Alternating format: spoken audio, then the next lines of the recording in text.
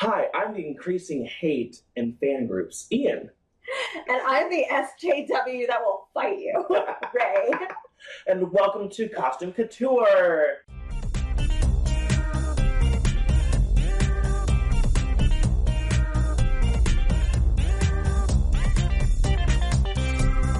Yay! I don't know why I did like Muppet jazz hands. Because we really wish we were like on a kid show or something. Then we could just go back in the back and just like chain smoke with the puppets. Yeah, we were that kind of kid show. Yep. Sesame Street on the streets and Avenue Q in the sheets, that kind of thing. Yep. Yeah. We just sing about songs in the sheets and with the Muppets and everything. We control the hands. I'm so sorry, you guys. Alright, so we are back with another episode, and we are talking about top 10 female cosplays we see at Comic-Cons. So this is the first in our series. We're also going to do male, and we're also going to do couple/groups. Yes. Now these are most popular as far as 2018, 2017 seasons go. So Not like, we're not saying overused. We're not saying like we're getting tired of these costumes. We're just saying these are the ones we see the most. every single one is completely different. Yes. We are never, judgmental or angry about them. You do your thing, cosplay your fandom, but these are the ones we see the most often. I may be slightly angry on some of them if I see something wrong, but that's just me. That is just you. So first off, we're starting with the Amazonian princess herself, Wonder Woman. With the resurgence caused by the new movie, we see this cosplay a lot now. And luckily, there are 5,000 different versions, and everybody looks different. Even the new Wonder Woman from the DCEU looks different from person to person. Yes, they do. They mimicked her, when they drew her, they mimicked her style in the movie, but still a little bit different. Here and there, everybody's got different looks to it. Yes, you have the, what's it called, Amy Kami version. That is the anime or manga version of the DC girls. And I love those. They're really cute. Adorable. There's that version, there's the Gal Gadot version, there's classic Justice League Bruce Timm version, there's Linda Carter, there's a slew of different Wonder Woman outfits that we see at cons, and each one looks different, each one is represented differently and by the cosplayer who is doing them. You see, everything. You see, women who are, a little bit heavier, you see women, of color, you see people who are, disabled who are cosplaying Wonder Woman, you see men who cosplay Wonder Woman. It's a spectrum of cosplay. Absolutely. Now, featured in our photos that you can see here, Valeria Dark Elf and Cutie Pie Sensei. Follow them on social media, DeviantArts, Twitters, all that good stuff. On tweeters. Let's see the next one. Next! Okay, so this character, Jinx, is from League of Legends. She's fucking nuts. I like to think of her as the Harley Quinn of video games. Yeah, she is. She's very much just insane, murderous, smiley, and will kill you with a smile. Exactly. But she's fun. She was my main when I used to play League of Legends. Yeah. Always Jinx. She reminded me of Harley. Of course. Shocker. I know. The costume overall is fairly simple, and there's a lot that look the exact same as you go on. However, League of Legends is famous for different skins, so there's a million different ways to cosplay Jinx as well. Yes. So you don't always have to do the long blue pigtails and the giant shark torpedo gun, but you totally can. Yeah, that one's always fun to see. Because I like seeing the cosplayers craft that, because most of them do it out of foam. They do. And, I mean, their foam work for that is miraculous. If they don't do it, someone else does, but still, damn, people are talented. Usually ginormous. Either they go really long with the size so it can stick out really far, or it's so wide and they have to get their whole arm around it. It's fun. And impressive. The wig, too, for Jinx's hair, it goes down to basically her butt. And so that's a lot of wefts, that's a lot of tracks, that's a lot of splicing wigs, adding stuff, so... And if you don't notice, she has giant swoopy bangs on both sides, so, half of your wig is already dedicated to those weird bangs. Yeah. So it's a lot of work. It is, and she has body tattoos as well. The costume, it may be simple, but like the work that goes into it is like, wow. It's simple. Once you get up there and you're like, oh, well, I need to add bullets to my belt and my bra, and I need to add, fishnets to this, and it just... Or like one of her bra sides, like it's like a different texture than the other side. It's very complex, but I love that character. The cosplayers featured on this slide, or this portion, I guess, Kinpatsu from South Africa and Miss Trevis. Let it go. Did I do it? Did I win? Yes. We have Adele Dazeem. we have the most popular Disney princess to ever exist now is Elsa. She is by far the most cosplayed Disney princess, although you could, after each movie, you could say that this costume is the most popular. Yeah, Moana was super popular after, Merida was probably the first Disney princess to come out when cosplay was a mass thing. Yeah. So, we saw a lot of Meridas, we see a lot of Elsas, and now we see a lot of Moanas. And we'll probably see a lot of Vanellopes come this fall. We'll see her again, for sure. And the other Disney princesses, too, because they're going to be in that film. Absolutely. I cannot wait for it. They have already shown a couple of pictures of them in casual outfits, and I already know a ton of cosplay. You're going to do. I mean, I've already done almost half of this list already, so I might as well just jump on board. But Elsa is a fantastic character because she's strong, she's gorgeous. The dress, it's kind of an anachronism because no other Disney princess dress looks like this. It's always more historical based, and this one is straight up old Hollywood magic kind of thing. It's very fantasy based. Not Disney at all. I think it stands out.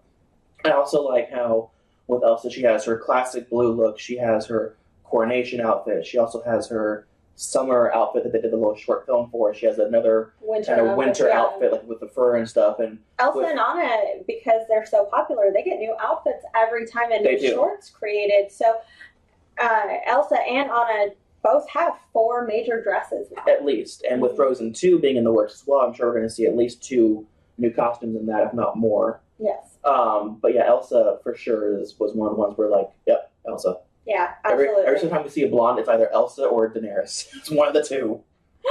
And cosplayers featured. Oh, I can't talk. You just don't. There's not even a drink in front of you. No. Just early. It's early. Cosplayers featured in this segment are Christina Ariel and Hannah Ava. Speaking of which, we are definitely talking Daenerys. As soon as Game of Thrones came out, you saw every single woman do a Daenerys and every single man do a Cal. Why? Because that first season, they were the coolest characters. Yeah, they were. In that show. Daenerys still is, I think, my favorite character, and I want her to take the throne. I want her to kill everyone. Everyone. I want her to murder them all. All of them. But I don't want her to die. Oh. But she probably will because it's Game of Thrones. But yeah, Daenerys Targaryen, the first of her name, Mother of Dragons, Breaker of Chains, and there's like 15 other things that she's called now. But she has so many different outfits from like season 1 to like her, Dothraki, garb to now when she's full blown like badass kind of dark queen. Mm-hmm.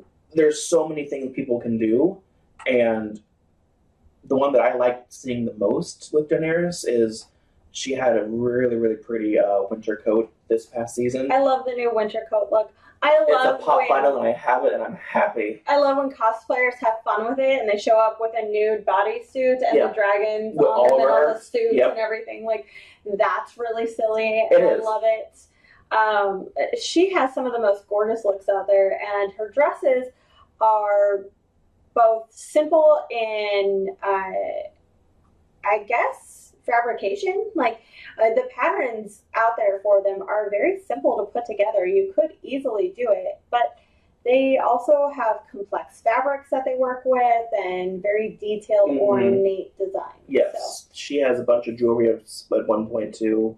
Her hair changes out throughout the seasons. I like also one of her other looks that she has is it's like a white dress with a white cloak. She's in an arena, I think, in the 5th or 6th season. And she rides the dragon out of Marine, I believe that's where they were. That's really pretty. I like her new looks in this season, and she just has some great stuff. And I commend all those cosplayers who do the lace front wigs, who do, you know, the braids and everything. And I commend them all for it. Absolutely. Yeah. They're difficult. They're expensive wigs. Mm-hmm. Anytime you get a lace front like that, it's totally expensive. Yes. Up next, Black Widow. Natasha Romanoff. She is so popular, and she should be. She is the first female Avenger. She is the first female in the MCU. Currently, the most productive franchise out there. Yeah. You know, Star Wars is quickly catching up, but, you know, they're also a few movies behind as far as Disney goes. So, yes. This list also isn't limited to just females. You know, they're female cosplays, but a lot of men do these cosplays They do. as well. And they look really hot in them, too. I'm like, oh, they can sting me any day. Is that? Do you want me to, like, get you that cosplayer's phone number? Is that it? Yes. Yes? Okay. Or his Snapchat. Okay. And those pictures disappear.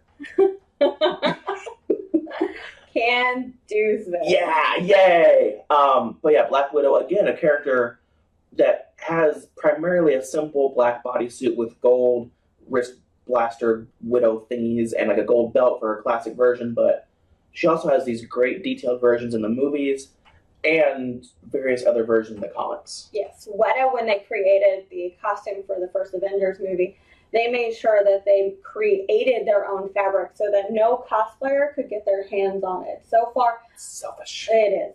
So far, they haven't released it publicly either. No. It's cosplayers just do their best, but there's no such thing as a screen accurate Black Widow. They're screen close. They're screen good enough. But yeah, Black Widow, one of the most popular characters, I think, in Marvel history, female-wise at least. In the past, 10, 20 years? Well, it's because of the movies. You know, she wasn't really considered a big deal before them, but for some reason, Joss Whedon and Jon Favreau just thought that she was the easiest woman to integrate into the Avengers, and it's because of the films that we got so many different versions of her now. We wouldn't have that. So what do you think of Blonde Widow, like her costume and her look? So the costume's great. Like, the whole thing was very abnormal for Widow as a whole because she's supposed to be in hiding. She's not supposed to be easily spotted. It looks so weird. I don't like it. I mean, I honestly believe it was more because Scarlett Johansson is blonde, and going from red to blonde isn't always the safest thing for your hair. So I get that she saw the opportunity, talked to the costume designers. Just make me blonde. Yeah. So it's an interesting look, and I love the cosplayers that have pulled it off. It looks amazing. Yes, I agree. So and featured are... Yes, our featured cosplayers here are Abby Darkstar. Love you, Abby. And Detailed Illusion. He's our first gender bent on the list. Hot. Next up is 11 from Stranger Things. Yes. Now, she has risen in popularity because of the simplicity of the designs, both from Season 1 and Season 2. I love her dark look in Season 2. It's so good. It's bitchin'. It's bitchin'. But it's perfect. And all of the cosplayers that go for it end up looking amazing because the details, like what you save in time and effort, you can make up for in tiny details and posing and makeup work and death stares and Eggos. Yes. I mean, if you carry a box of Eggos around, chances are that's who you are. Like, we'd be like, oh, that's 11. Yeah. So I really appreciate all the 11 cosplays. They're really adorable. And it's one of those that's great on kids. I like seeing little kids dress up as it, too. Not all of these are great for kids. You know, I don't want to see a 10-year-old wearing Jinx. No. But a 10-year-old wearing 11 is really cute. It's adorable. Now, you know, you get a 50-year-old woman wearing 11. I try not to be very judgmental on the age. You want to be a 50-year-old and 11, at least you're legal, you know? That is true. You know? I should point that out. That is true. At least you're legal. At least you're legal. Oh, goodness gracious. It's a big thing for me. Yes. Okay, so featured cosplayers in this segment are Marion Finobi and Tiffany Amber. Next one is the Princess of Plunder, as they called her in the 60s. That's which is terrible. I know. It was the 60s TV show. 60s was a bad time, guys. But Catwoman, again, a character that has gone through so many different changes and looks throughout her first appearance to her appearance now, that really you can cosplay any one of them except for the Halle Berry one. For the most part, she sticks to the blacks and purples. Every once in a while, there's a gray suit in there, and I do love it's like the gray long suit. Halloween or whatever version And that the was. Batman animated series. Yes, in the gray she was suit. in a gray suit the first few seasons of that. I love it when people like dish out the 60s and 70s Catwoman with the purple dress, and the green cape. Love that. So pretty. I also love straight up 90s Catwoman with the purple suit and the long flowy hair. Yes. And the thigh high boots.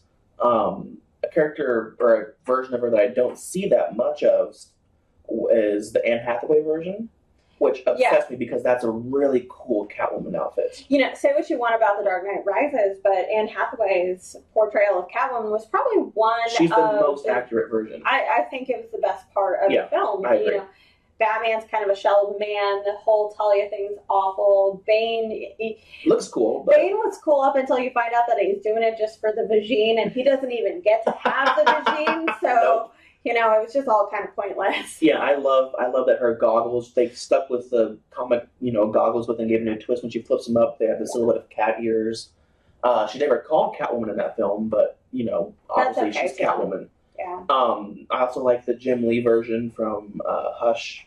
So I like the goggles, the Gotham City Sirens. Possible not to talk about Michelle Pfeiffer's and how she kind of reinvigorated the character, because up until that point we had just seen like one or two versions of her. So it kind of it's the weirdest version. It is. Well, it's Tim Burton too. Exactly. So. But from the 60s live action Julie Newmar, Eartha Kitt, and Lee Meriwether to the 90s, they all pretty much wore the same. They did. They wore the same outfit, like little different variations here and there. But it's from the 60s. Nothing in the 70s, nothing in the 80s. But in the 90s came Michelle Pfeiffer, and again, nothing live action until Anne Hathaway. Yeah. So they're very spread apart. So that's why I think the looks are so.